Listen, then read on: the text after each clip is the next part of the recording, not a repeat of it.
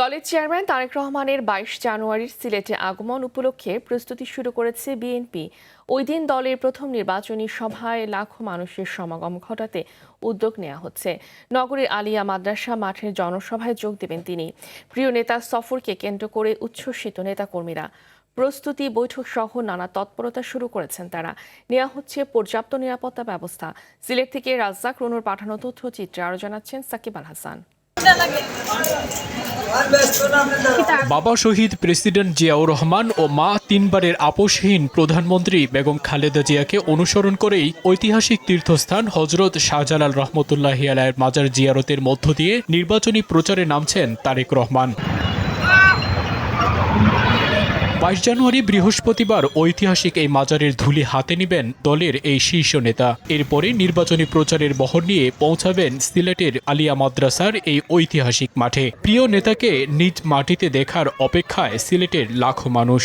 সিলেটের মানুষকে কোথাও আটকে রাখা যাবে না, সবাই এসে উপস্থিত হবে। এরই মধ্যে নেওয়া হয়েছে সব ধরনের প্রস্তুতি। ৩ লক্ষ লোক এই সমাবেশে যোগদান করার প্রয়োজনীয় প্রস্তুতি আমরা নিয়েছি।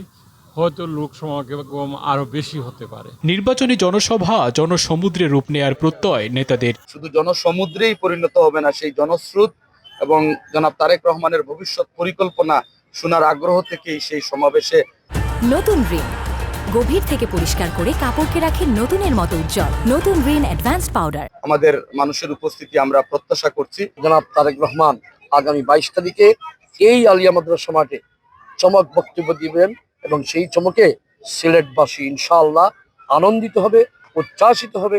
আগমনকে ঘিরে নেওয়া হচ্ছে পর্যাপ্ত নিরাপত্তা ব্যবস্থা। যত ধরনের নিরাপত্তা ব্যবস্থা গ্রহণ করা দরকার আমরা নিরাপত্তা ব্যবস্থা গ্রহণ করব।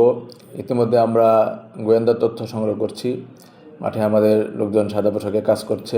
নতুন রাজনৈতিক যাত্রার বার্তা যাবে এখান থেকে আসা দলীয় নেতৃবৃন্দের। লোকজন হবে ইনশাল্লাহ, এবং ওনার এই বক্তব্য থেকে নিশ্চয় রাজনৈতিক আগামী দিনের কোনো বার্তা আসবে। এই উপস্থিতিতে বুঝতে পারবেন সিলেটের মানুষ তার প্রতি কতটা আবেগ। আমার তো মনে হয় দুদিন আগ থেকেই মাঠ ভরে। সাকিব আল হাসান, RTV।